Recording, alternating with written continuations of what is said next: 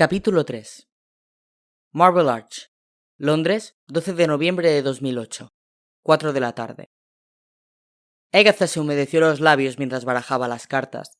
Se sentía fatigada después de todo un día de trabajo, pero debía disimular para no ofrecer una imagen postiza como adivinadora. Bastantes estafadores había ya en el sector esotérico, aunque, bien pensado, no venían mal para camuflar a las auténticas brujas como ella. Y es que todo en la vida fluctúa entre dos polos opuestos. Lo perverso también engendra consecuencias positivas, defendía ella. El escondrijo ideal para las brujas y hechiceros verdaderos lo constituían, precisamente, los farsantes con su tosca publicidad y sus ritos inventados. Si supieran en realidad a lo que estaban jugando, muchos presuntos curanderos y videntes quizás cogerían otra forma de ganarse la vida. Algunos terminaban quemándose de tanto jugar con fuego. Agatha, volviendo con la mente a la mesa sobre la que sus venosas manos trabajaban, se esforzó en mostrar el rostro de concentración que aquellos desconocidos esperaban. En su cometido misterioso, mágico, la rutina resultaba inconcebible. Cada persona que pagaba por los vaticinios de Agatha la Serena exigía de ella una exclusiva atención. Y el cliente siempre tiene la razón. Terminó de mezclar los naipes. Agatha observaba los semblantes ávidos de los visitantes bajo la luz tenue de aquel salón. Se trataba de Arthur y Virginia Fitzgerald, un matrimonio de mediana edad, culto, vestido con ropa cara. Conocía ese perfil de clase alta, residentes a buen seguro en Kensington o Chelsea, escépticos por naturaleza y educación. Jamás habrían acudido a ella si no estuvieran desesperados, al límite. No, ellos no habían llegado hasta su consulta buscando respuestas a un futuro que, de hecho, no albergaba incógnitas. La clave debía de estar, pues, en el presente, o en un reciente pasado. En cualquier caso, tenía que tratarse de algo muy triste. Sus figuras destilaban una pena abrumadora que los envolvía como una densa niebla. La espesura vaporosa del dolor, meditó ella, cuyo halo eclipsa la luz y multiplica la soledad. La hechicera conocía bien aquel sentimiento, contra el que poco se podía hacer salvo buscar cicatrices con el transcurso del tiempo. Agatha colocó la primera carta sobre la mesa, boca abajo. Se detuvo. Los ojos deprimidos de la pareja, que no se despegaban del movimiento solemne de sus dedos anillados, terminaron por alzarse, interrogantes. Medio ensombrecidos por el límite de la lámpara más próxima, su aspecto ojeroso y enrojecido delató abundantes lágrimas ya derramadas. ¿Ocurre algo? Se atrevió a preguntar la mujer, con timidez. ¿Ha visto ya algo? Una voz suave, elegante. La hechicera negó con la cabeza, sosteniéndoles la mirada a ambos. Ustedes no han venido a que les lea las cartas, sentenció. Se ahorrarán tiempo y dinero si vamos al grano. Aquella forma tan directa de poner en evidencia la maniobra del matrimonio descolocó a la pareja. Los dos visitantes se observaron uno a otro entre sorprendidos y avergonzados. Los aristócratas, siempre tan protocolarios, se dijo Agatha. Son incapaces de abordar un asunto sin rodeos. Demasiada educación, demasiada hipocresía cotidiana. Verá. La mujer intervenía de nuevo. El marido había decidido mantenerse en segundo plano, arrastrado en aquella locura que a lo mejor no compartía. Un conocido nos ha dicho que ha oído. La típica cadena de contactos para mantener a alguien en el anonimato. Virginia Fitzgerald parecía ruborizada, como si estuviese a punto de confesar algún pecado imperdonable. Agatha, intrigada, adoptó una pose inquisitiva. ¿Qué ha oído ese conocido? La animó a continuar, con creciente inquietud. La señora dejó escapar un leve suspiro, como rindiéndose ante una afirmación que minaba sus propias convicciones. Que usted puede hablar con los muertos. La puerta oscura es un umbral que comunica la tierra de los vivos con la de los muertos, explicaba Pascal, imbuido de lleno en sus propias vivencias, precipitándose ya sin reparos a contarlo todo a su amigo. Y guarda la apariencia de un arcón medieval enorme, como un ataúd. Estaba en el desván de la casa de Jules, a donde yo había acudido para buscar un disfraz. Ten en cuenta que estábamos celebrando Halloween y Jules siempre monta una fiesta de disfraces esa noche.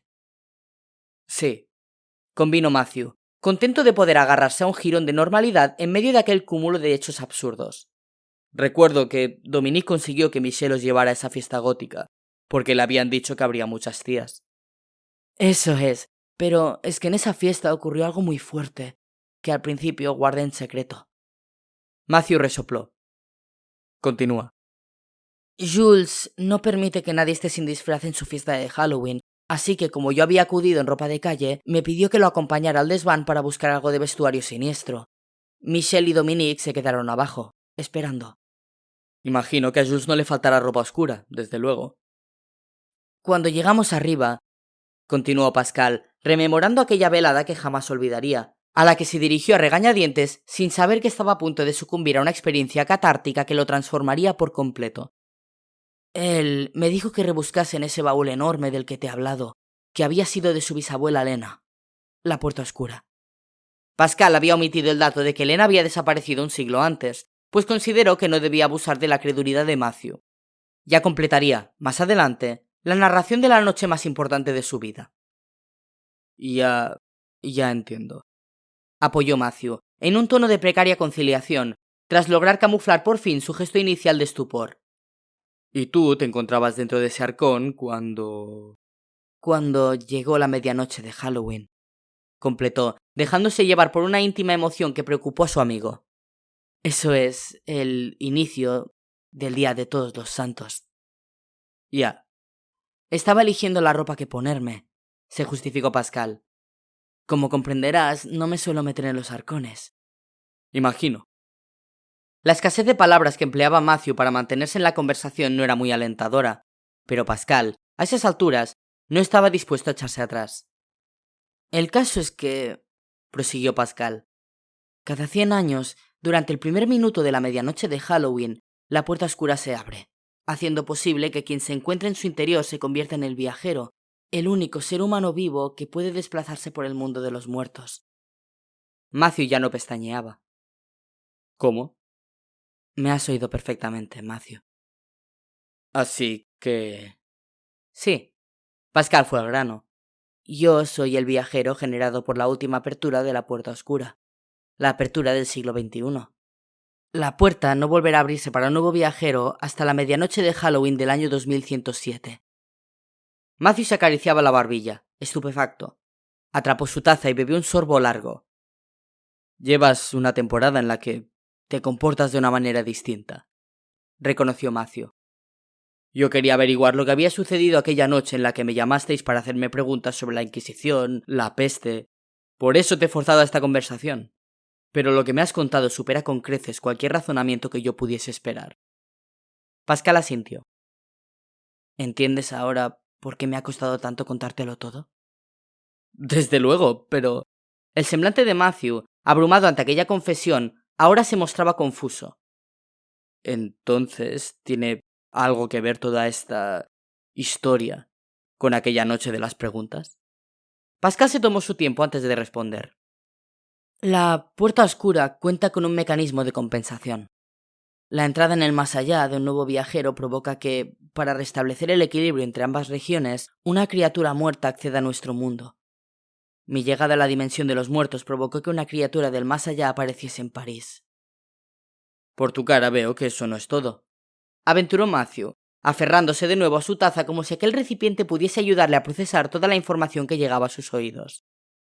La criatura que llegó a esta ciudad era maligna, confesó Pascal, algo azorado por la envergadura de lo que estaba compartiendo. Una especie de vampiro. Segundos de molesto silencio. Ajá, un vampiro, repitió Matthew, cuyo escepticismo empezaba a ganar consistencia conforme escuchaba a Pascal. Fue quien mató al profesor de Lavaux, añadió. Aquella declaración, curiosamente, descolocó a Matthew más que la propia mención del monstruo.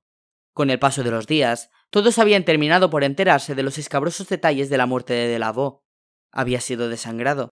Así que la capacidad de Pascal de hilvanar su historia con determinados aspectos de la realidad impactó a su amigo. ¿Recuerdas que, por aquellos días, Michelle faltó a clase?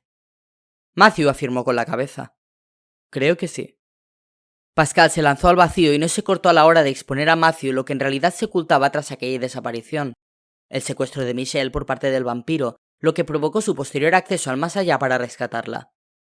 Así llegaron a los viajes en el tiempo para atravesar la colmena de Cronos, lo que por fin justificó las intempestivas llamadas a Matthew y las marcas de latigazos que Pascal conservaba en la espalda y de las que su amigo se había percatado en los vestuarios del Lycée. De nuevo, el hecho de que aquella demencial narración fuese capaz de encajar tantos pormenores reales conmocionó a Matthew, pues debilitaba su juicio de que todo era pura invención. «¿Y si Michelle pasó por todo eso?», observó, anonadado. «¿Cómo ha podido mantenerlo tan en secreto?». «Ya sabes lo fuerte que es. Aunque todavía no se ha recuperado de la experiencia, se llevó la peor parte, como ya te he contado». Dentro de las indagaciones que Matthew se proponía llevar a cabo, se encontraba el hablar detenidamente con Michelle. No obstante, la afición gótica de la chica le hacía perder valor como apoyo a las palabras de Pascal. En ese sentido, Matthew recelaba del testimonio que ella pudiera brindarle, igual que le ocurría con Jules. Su afición por la muerte les convertía a los dos en crédulos potenciales de ese tipo de historias. Los apreciaba mucho, pero no les servían para sustentar la narración de Pascal. Definitivamente no. «Lo que no entiendo es que Dominique, el hedonista racional», afirmó Matthew, buscando argumentos sólidos en su deseo de ofrecer a Pascal una imagen menos rígida, «esté también metido en esto. No lo puedo comprender». Dominique, al contrario que Michelle y Jules, sí ofrecía garantías como testigo de todo aquel despropósito, dado su obstinado materialismo. «Pues me temo que también lo está», informó Pascal, alegrándose de contar con su complicidad. «La evidencia acaba con todos los recelos. A Dominique no le quedó más remedio que creer. Miró a su amigo a los ojos, firme. Como harás tú». A Matthew aquel vaticinio le sonó más amenaza que a simple pronóstico, y es que, en el fondo, por un fugaz instante, le intimidó la posibilidad de que todo aquello pudiera ser real. Su propia actitud recelosa se veía reforzada, además, por los componentes siniestros que albergaba aquella historia. Solo con que una décima parte de lo que había contado Pascal fuese cierto. Matthew permanecía en silencio. Era sencillo comprobar si, en efecto, los demás estaban involucrados en aquella locura, así que descartó la posibilidad de que Pascal estuviese mintiendo. Además, Matthew debía reconocer que el grupo había cambiado en los últimos tiempos, y no se refería a esa especie de conciliábulos privados a los que se dedicaban en los pasillos del Lycée. En los ojos de sus amigos, antaño vivaces, él había pasado a detectar un tenue velo de seriedad, un sutil peso que empañaba de alguna manera la efusión que había sido tradicional en ellos. Continuaban siendo alegres y buenos amigos, claro, pero sus rostros aparecían marcados ahora por una temprana madurez que no podían camuflar. ¿Estaría vinculado aquel cambio a lo que contaba Pascal? ¿Al impacto de lo que habían vivido? Matthew, alarmado, se resistía todavía a creerlo. «Mira, Pascal, pensaba que mi pasión por la mitología me ayudaría a asumir lo que me estás contando, pero no te lo tomes a mal». El viajero se esperaba algo así. Por eso, había preparado sus propias armas, sus propios argumentos para vencer la resistencia de su amigo. «Matthew, ya te he explicado los viajes en el tiempo que tuve que hacer». El otro arrugó la cara. «Sí, lo has hecho». «Fue una vivencia tan extrema que lo recuerdo con todo detalle. Tú eres un experto en historia y yo no. ¿Por qué no me preguntas sobre lo que vi mientras estuve allí?», propuso Pascal. «Si me estoy inventando todo, habrá detalles que no pueda improvisar». Matthew se planteó aquella alternativa, bastante coherente. «De acuerdo», aceptó, suspicaz. «Te haré varias preguntas. Si es verdad que estuviste allí». Matthew dedicó unos segundos a pensar en las cuestiones más intrincadas que se le ocurrían, para que los resultados de aquella peculiar prueba fuesen fiables. «A ver, seguramente viste médicos, si de verdad presenciaste una epidemia de peste». «Sí». «¿Me puedes decir cómo iban vestidos?». «Claro». Pascal se tomó unos segundos para recrear en su memoria la imagen que buscaba. A continuación, aludió a los ropajes de los presuntos doctores, los sombreros con los que se cubrían, sus utensilios y, sobre todo, una especie de máscaras en forma de pico que le habían llamado mucho la atención. Matthew asintió, muy serio. «De acuerdo». Dentro de esas máscaras colocaban sustancias que creían que aislaban de la enfermedad, lo que era falso, claro. Guardó silencio.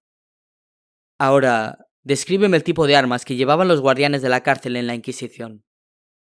De nuevo, Pascal se quedó pensando. Enseguida aludió a la forma de las espadas que había visto, su longitud, las empuñaduras, y otro instrumento con el que vio cómo los carceleros conducían a una turba de prisioneros semidesnudos, consistente en una asta bastante larga terminada en un aro con forma de trampa. El agarracuellos, reconoció Matthew, impresionado. Sí, ya se empleaba en la Edad Media. ¿Alguna otra pregunta?, añadió Pascal, rogando para que su amigo no plantease una cuestión para la que no tuviera respuesta. Matthew no se hizo esperar. ¿Cómo era el hábito del inquisidor que supuestamente te interrogó? Pascal describió a la perfección el atuendo que llevaba aquel religioso cobarde que había escapado del palacio en cuanto tuvo noticias del motín en las mazmorras. Matthew, anonadado, identificó en aquellos detalles las prendas de la orden de los dominicos, frecuente origen de las autoridades inquisitoriales.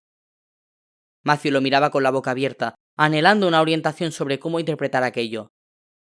Has podido estudiar mucho últimamente. Se le ocurrió al borde del colapso, procurando mantener en pie sus últimas barreras de incredulidad. Reconozco que tu información es muy completa.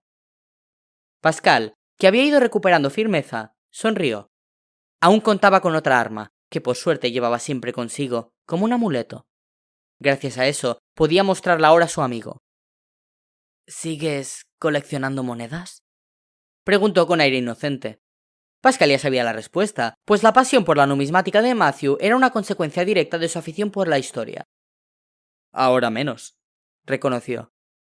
Prefiero gastarme la pasta en salir. En realidad eso daba igual. Mira esto, Matthew. Pascal había sacado algo de su mochila, que tendía al otro chico.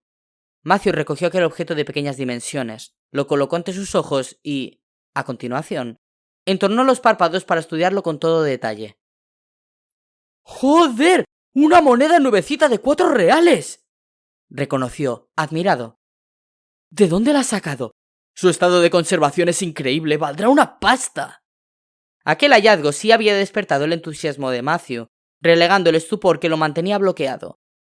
El chico daba vueltas entre los dedos a la pieza circular, observando con admiración cada detalle.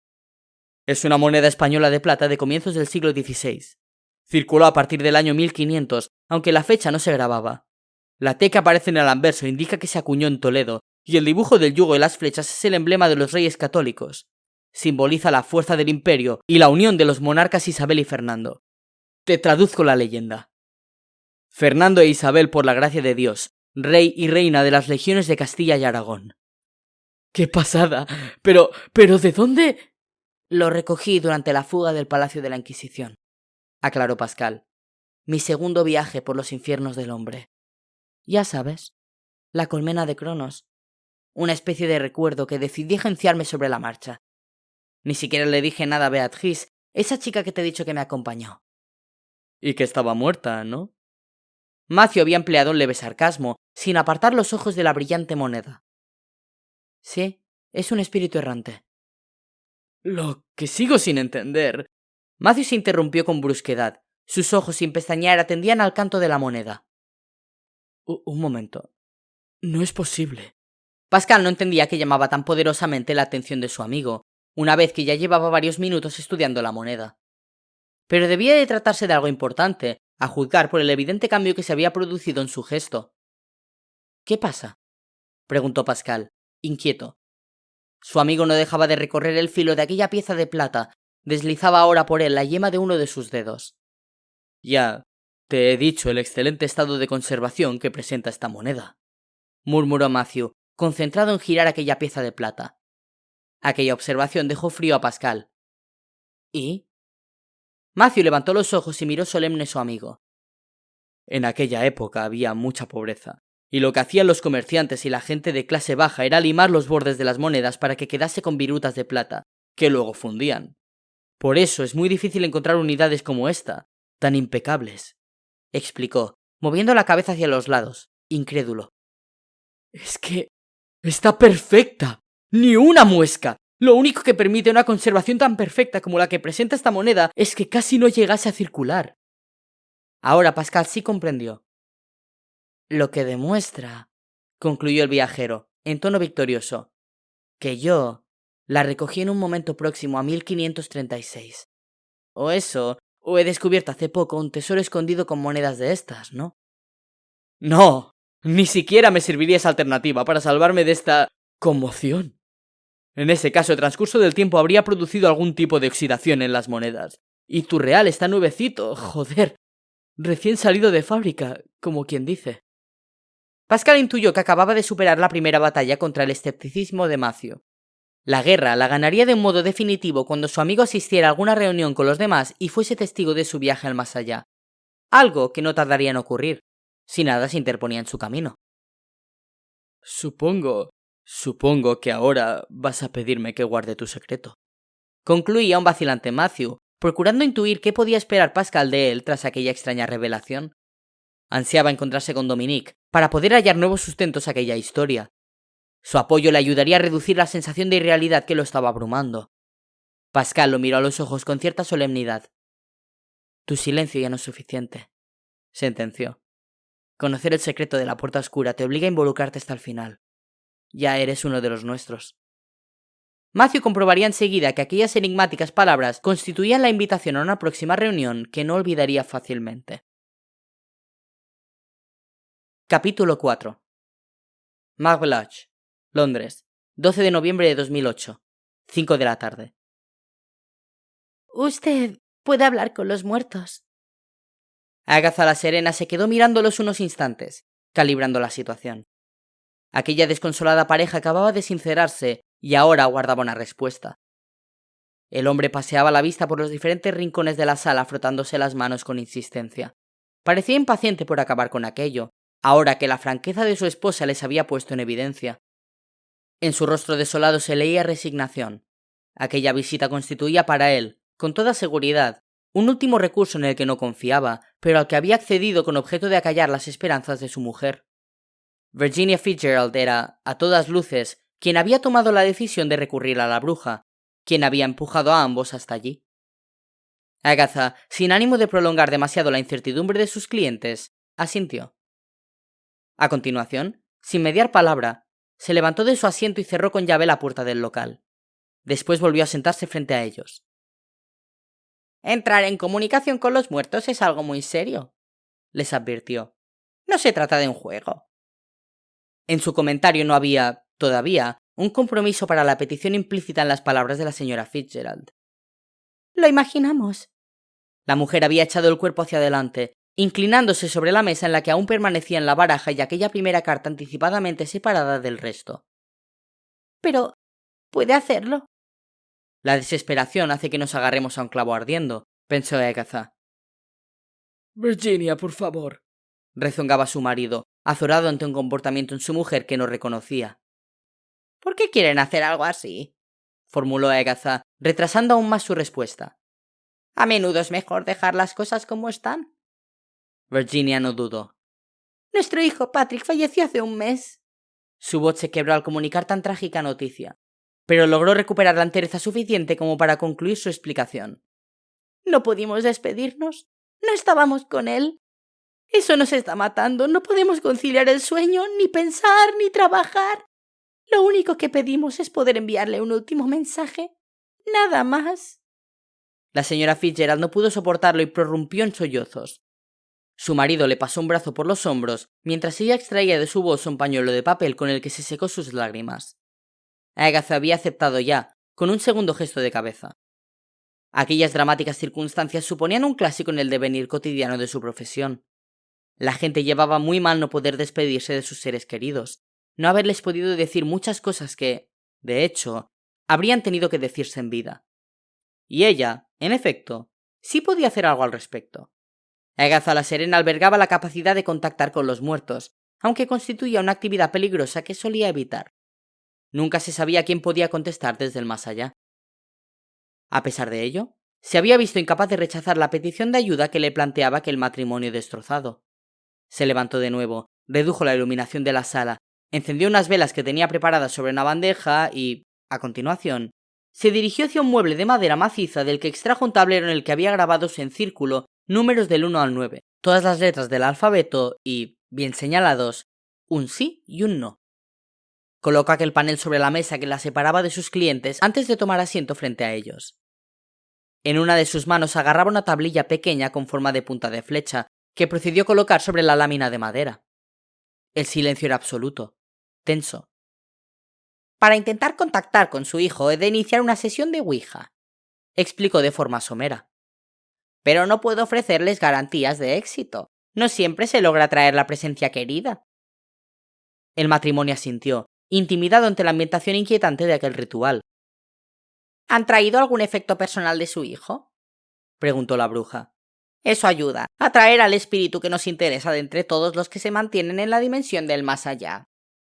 Virginia Fitzgerald le alargó una camiseta azul que guardaba en el bolso, ante el gesto estupefacto de su marido, que prefirió no comentar nada. Agatha recogió con delicadeza aquella prenda que le tendían, depositándola cerca del tablero y se dispuso a comenzar. Extendió los brazos, colocó sus dedos cubiertos de anillos sobre la tablilla en punta, cerró los ojos y respiró en profundidad varias veces. No hablen, advirtió, hasta que yo se lo indique, y háganlo siempre dirigiéndose a mí. Yo transmitiré sus mensajes como intermediaria. Ella ejercería de sujeto canalizador. Transcurrieron 10 minutos durante los cuales Agatha se mantuvo estática, con los brazos firmes y las yemas de sus dedos apoyadas sobre la pieza de madera diseñada para señalar. Por fin, lanzó su primera llamada. ¡Ay! ¿Hay alguien ahí? Llegados a aquel punto, el señor Fitzgerald se le había erizado la piel a pesar de su propia incredulidad, mientras que su mujer contenía la respiración, obsesionada por la posibilidad de comunicarse con su hijo. Solo eso le importaba, no podía pensar en otra cosa. Pero nada, la tablilla no se movió ni un milímetro, lo que no sorprendió a la bruja. Agatha no percibía ninguna presencia del más allá que pudiera guiar la flecha a través de sus dedos. Estaban solos en aquella habitación cerrada. No obstante, insistió.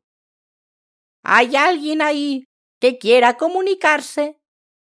Nuevos segundos de expectación inmóvil. Nada. Arthur se removió en su silla, experimentando unas considerables ganas de salir de allí. La mujer persistía con sus palpitaciones en el pecho.